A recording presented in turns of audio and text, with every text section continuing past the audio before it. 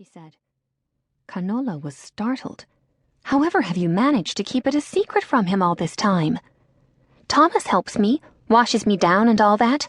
I assume that Papa thinks I'm just excessively susceptible to the heat and take a lot of baths because my hair is usually wet.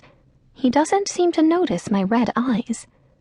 You are 19, Jules, a woman grown.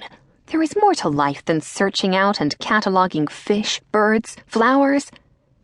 Her voice trailed off when Jules shot her an angry look.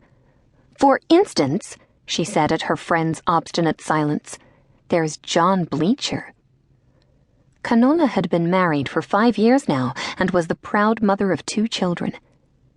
Jules stared off into the distance, the endless expanse of ocean blurring before her eyes. He used to be a friend, she said. I'm sure he still is, Canola said.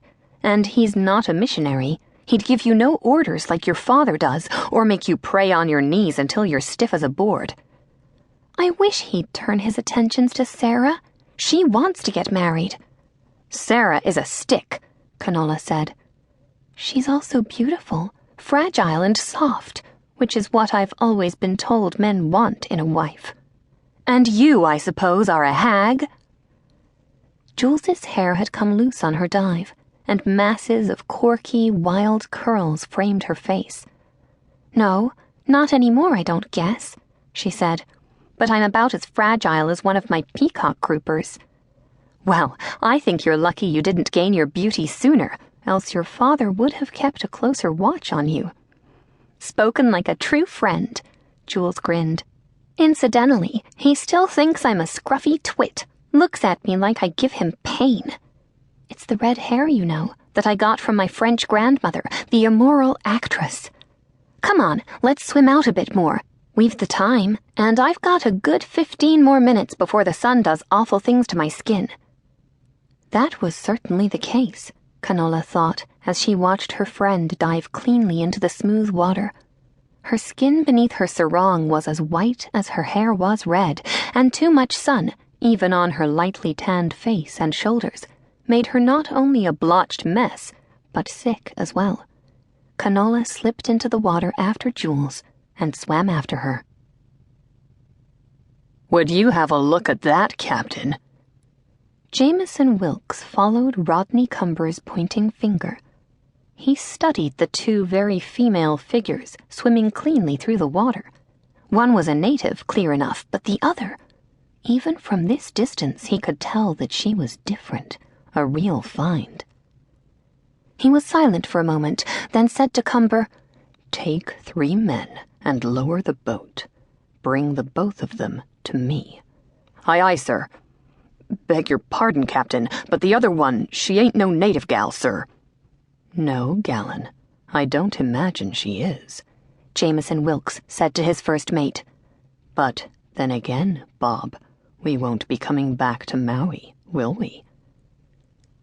Bob Gallon didn't like the direction he knew his captain's thoughts were taking.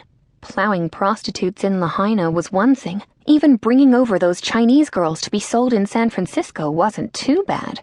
But capturing a white girl was quite another, and it made him feel funny. What if she's a missionary's girl? Then she's probably a virgin, Jameson Wilkes said. Don't worry, Bob.